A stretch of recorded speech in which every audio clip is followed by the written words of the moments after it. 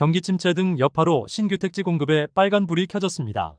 민간의 공동주택용지 연체대금이 1조 5천억 원을 넘어선 데다 건설 경기가 악화되면서 LH 토지가 팔리지 않고 있습니다. LH는 택지 분양을 위해 민간에서 땅을 분양받은 이후 사업을 지속하지 못할 경우 계약금과 중도금을 돌려주는 토지 리턴제를 확대 도입할 방침입니다. 그동안 주로 미분양이 심각한 지방이나 수도권 상업용지 등에서만 택지 분양을 위해 제한적으로만 시행하던 제도입니다. 신규 공급 시장 상황이 심각해지면서 수도권 등에서도 토지 리턴제 카드를 꺼낸 셈입니다. 국토부 등에 따르면 LH가 주택 공급 정책 등에 맞춰 토지 리턴제 확대를 준비 중입니다. 공동주택용지를 분양할 때 전체 토지가 미매각 상태인 경우에 토지 리턴제 조건을 추가해서 다시 공급합니다. 지방 소재 공동주택의 경우 매각 가능성이 낮은 곳은 처음부터 토지 리턴제로 분양합니다. 수도권 택지도 유찰이 반복될 경우 토지 리턴제 대상에 포함합니다. LH 관계자는 개별 필지에 대한 토지 리턴제 시행 여부는 각 지역 본부에서 결정할 예정이라고 전했습니다. 현재 부동산 시장은 PF 대출 부실과 경기 침체, 장기화 등 여파로 LH의 토지 미분양 문제가 더 심각해지고 있습니다.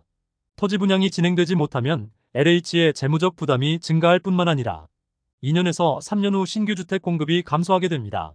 민간에 팔리지 않은 LH 미매각 토지는 2조 원 규모에 육박하고 있습니다. 공동주택용지 연체 규모도 1조 5,190억 원까지 늘었습니다.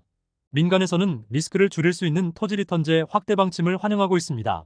한 중견 건설사 관계자는 고금리 여파로 신규 택지 분양에 소극적일 수밖에 없다라며 토지를 다시 반환할 수 있다면 더 적극적으로 사업 참여가 가능해질 것이라고 밝혔습니다.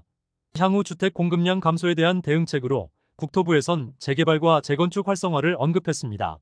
국토부 장관은 재개발과 재건축을 규제 대상에서 지원 대상으로 바꾸고 싶다며 도심에 주택을 공급하는 사업이 활성화되면 집값도 안정화되고 시민들이 도심에서 멀리 나가서 살지 않아도 되는 등 여러 문제가 해결될 수 있다고 했습니다.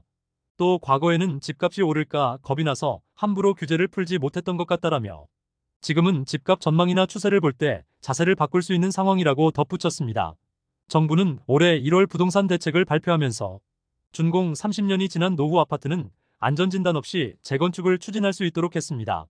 여기에 더 나아가 사실상 재건축과 재개발 추가 규제 완화를 시사한 셈입니다. 지금까지 잼스톤TV였습니다. 오늘 영상 도움되셨으면 구독과 좋아요 부탁드립니다. 시청해주셔서 감사합니다.